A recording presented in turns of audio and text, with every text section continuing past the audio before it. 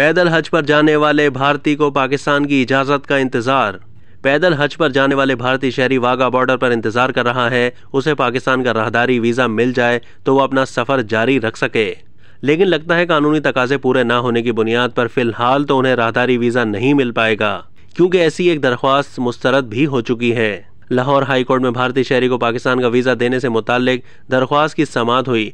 अदालत ने मुतासिरा फरीक न होने की बुनियाद पर पैदल हज पर जाने वाले भारतीय शहरी की राहदारी वीजा जारी करने की दरख्वास्त मुस्तरद कर दी और कहा कि मुतासिरा शख्स को सुने बगैर कैसे हुक्म दिया जा सकता है।